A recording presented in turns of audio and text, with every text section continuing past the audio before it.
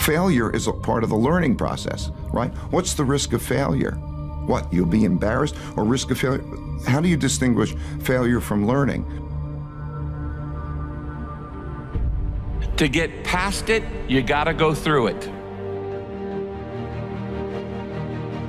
Failure implies that it stopped, that the game stops, right? If it's part of you're failing and then you learn, then that learning is part of the moving forward. To get past your failure, that failure in your life, you got to go through it. You can't go around your failure. You can't go over your failure. You can't go under your failure. You can't ignore your failure. You need to grieve the failure.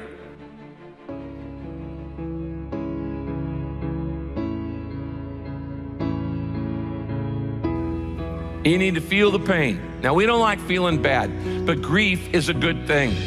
Grief is the way we get through the failure, and grief is the way we learn the lessons.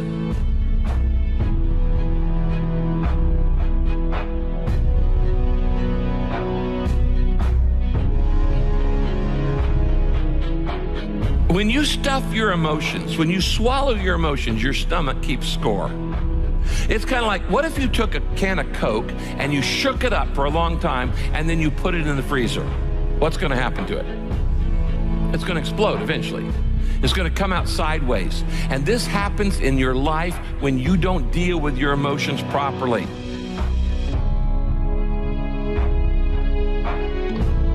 You don't minimize it. You don't rush to feel better. To get past your failure, you've got to go through the failure. That is what the process is like. Fail, learn, move forward, and constantly do that. So often, we want to just, when we fail, we want to just forget it, push it aside, stuff our emotions, and then immediately go to the next thing. You want to know why most people can never get anywhere in life? Why most people never live, never experience, never build, never do anything worthwhile in life? You know why? Because most people's egos are so inflated and so fragile that they won't allow people to see them be bad at something.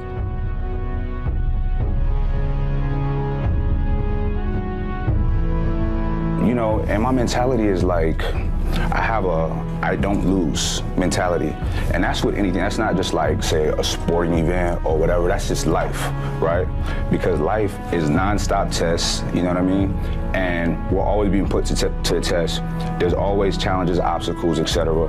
And I literally don't accept any of that as an impediment, as a negative. It's like, good, this is gonna make me stronger. You've never done something before. You expect yourself to be awesome at it. You haven't done the work. You haven't put in the time.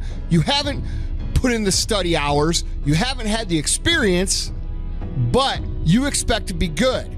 And because you expect to be good, but you know you're not going to be good, you don't do anything. People are going to laugh at you. People are going to point at you. People are going to make fun of you.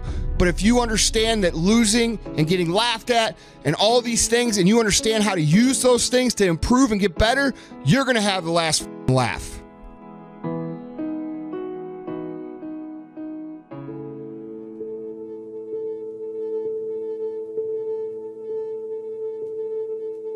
You can only have two things in life: reasons or results. Folks will always point out reasons on why they're not living their dream, on why they're not manifesting their greatness. They will always be able to point those things out, but none of those things count.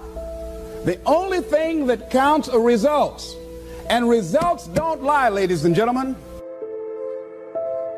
They tell it all. Judge a tree by the fruit that it bears, not the ones that it might talk about, not the ones that it might wish for or think about or affirm about, but the fruit that it actually bears. Here's to the dream chasers. Here's to the kings that wake up every day with relentless effort to taste their dreams. To the people who are wise and strong to know that the opinions of men and women are only distractions from your divine destiny. See, people walk around every single day talking about what another man or woman can accomplish because they can't stand the look of happiness on another individual's face. When they hate, you shine. When they throw shade, you become the sun. See, the thing about success, it ends all doubt. There's no better feeling in the world than telling someone, I told you so. No longer will we say what we can't do. From now on, we're going to say what we can do. Because we all have a special gift. Some just want to talk about it. And others want to apply a plan to achieving it. Every night, you write on your dream board. You create the blueprint that will lead to a beautiful design that you have created. Let's take our dreams back from the dream killers.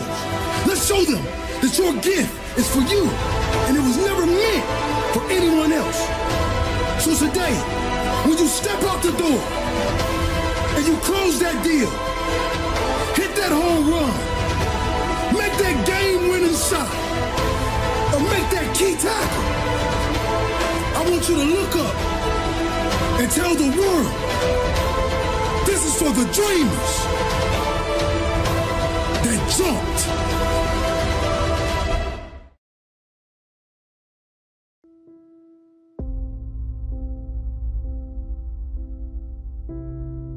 All day long, you're going to have moments where your thoughts drift, and I use that word on purpose. You start to wake up to your life. Just start worrying about stuff. Why? Because it's a habit. Because when you're not paying attention, your brain shifts from you being a decision maker and paying attention to you just kind of spinning things on autopilot, and one of your habits is worrying. Now what you're going to do, because your mind is actually ready to receive a different thought because of the counting, now you can put in an anchor thought. In some instances, trying to force yourself to think positive can actually make the worries worse. Well, the reason why is because it's really hard to just change the channel. What we have to do first is basically interrupt it and turn off the TV, and then turn it back on with the prefrontal cortex awakened. You catch yourself talking garbage to yourself? 5, 4, 3, 2, 1, switch it back. Get back to that vision that you have about toasting your success, or this customer being really happy, or you being proud of yourself.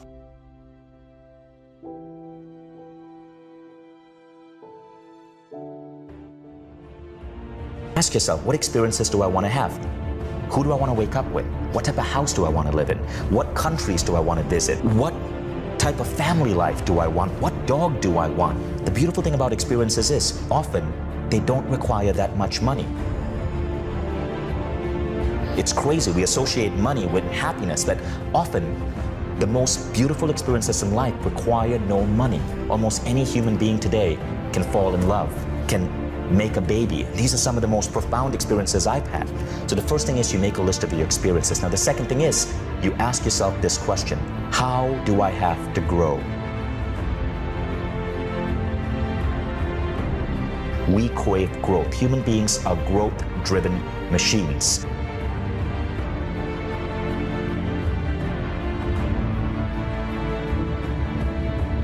How do I want to grow? How can I learn to be a better father, a better spouse, a better lover? What languages do you want to learn? Do you want to learn a musical instrument? Do you want to learn to write? Do you want to learn to play a particular sport or learn a particular skill?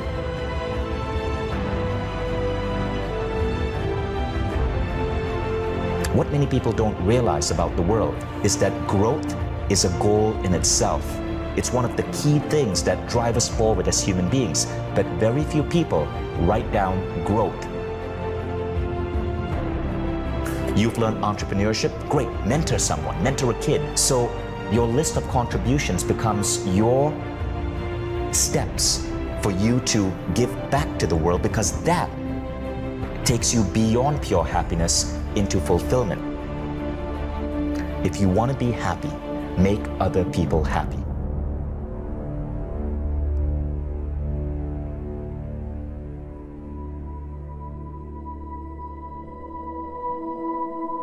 A person who can forgive nothing is a person who's totally destroyed psychologically and emotionally.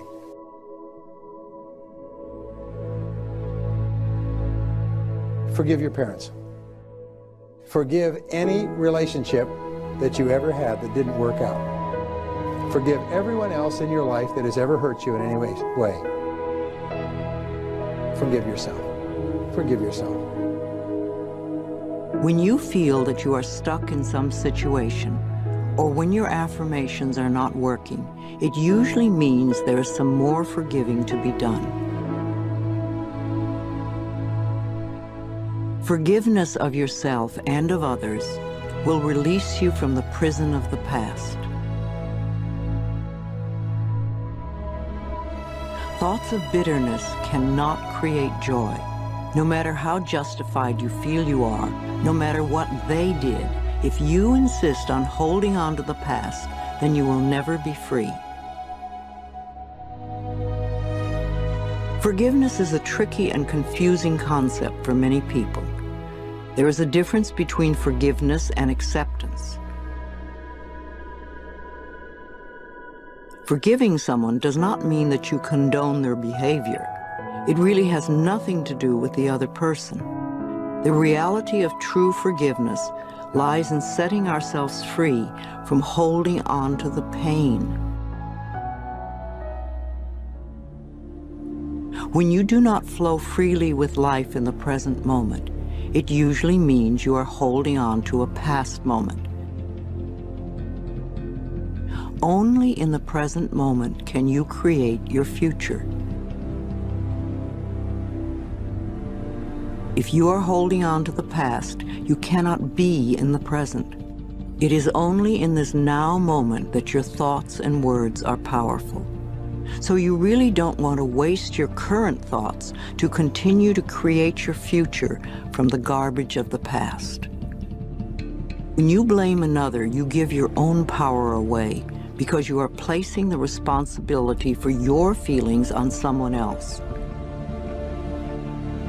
People in our lives may behave in ways that trigger uncomfortable responses in us. However, they did not get into our minds and create the buttons that have been pushed. Taking responsibility for our own feelings and reactions is mastering our ability to respond. In other words, we learn to consciously choose rather than simply react. The person you were in the past is a different person than you are today. The person you are today wouldn't do those things because you now have wisdom, you have hindsight, you have intelligence, you understand consequences. So the person you are today is a different person from the person you were back then.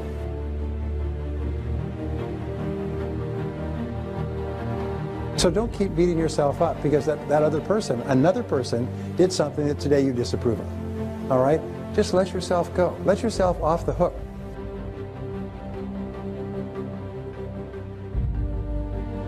And when you let it all go, it's almost like a huge burden off your back. You just forgive everybody and you forgive everything, and on a go-forward basis, you just forgive everybody. You don't have any negativities at all. No negativity toward anybody. You're just a positive person. And if you'll do that, if you accept responsibility, like yourself, and forgive everyone else, you become a truly superior person. Most amazing darn thing.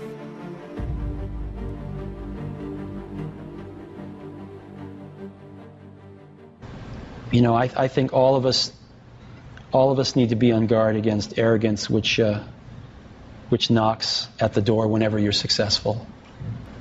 Have you lived through that? Oh, sure. Oh, sure. Now, by that, correct me if I'm wrong, you had an incredible high with the initial success of Apple, and then other competitors get in, and it's sobering. Well, as you may know, I was basically fired from Apple when I was 30, and was invited to come back 12 years later. So that was difficult when it happened, but maybe the best thing that ever happened to me. There wouldn't be a Pixar if that hadn't happened. And so, you know, you move on, life goes on, and you learn from it. I thought at that moment, what a circle of life. You know, life is just always mysterious and surprising, and you never know what's around the next corner.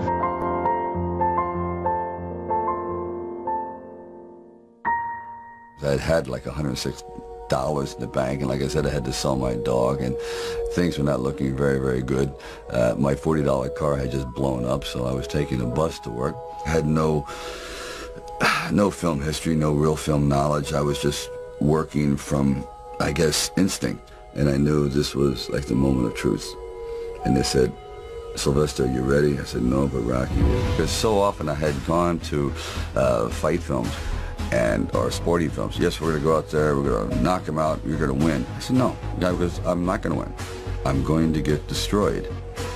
But if I can just be lucid, if I can still be standing on my feet, you know what, then life isn't so bad." And I think, again, symbolically, at the very end of our lives, if we can still say, you know, we were never humbled, we were knocked down, but we got up, and I can say, I lived life with integrity, and I took all the blows, and I still prevailed, I think that's a good epitaph for anyone, and that's what I tried to capture in this film. But more importantly, you can't be alone.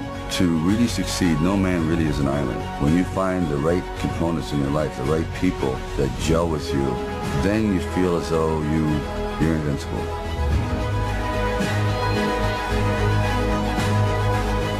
It's important, I think, so that people observe. You know, we have so many things in our lives to distract. You know, movies and television and iPads and phones and texts and Twitter and Facebook and lots of things that allow us to create relationships that are distant. And sometimes it's really important to just stop and look at the person in front of you and look at the situation in front of you and say to yourself, what would this look like if I was standing outside of this situation and looking at it from a different perspective? Or what if I was in their shoes and that was happening to me? How would that look to me? Maybe that wouldn't look so cool anymore. Maybe if I saw this on film later and someone showed this to me, I would feel embarrassed about having stood in that room and said nothing and done nothing. That's where we have to get. We have to get to a place where people no longer have to ask those questions. My brother and I were starting our first company. Instead of getting an apartment, we just rented a small office and we slept on the couch. And we showered at the YMCA. And we're so hot up, we had just one computer. So the website was up during the day, and I was coding at night. 7 days a week, all the time. And I mean, if you do simple math, say like, okay, if somebody else is working 50 hours and you're working 100, you'll get twice as much done in the course of a year as the other company. Rather than reasoning by analogy, you boil things down to the most fundamental truths you can imagine, and you reason up from there. And this is a good way to figure out if something really makes sense, or if it's just what everybody else is doing. Now is the time to take risk. I would encourage you to take risks now. Do something bold. You won't regret it. Thank you.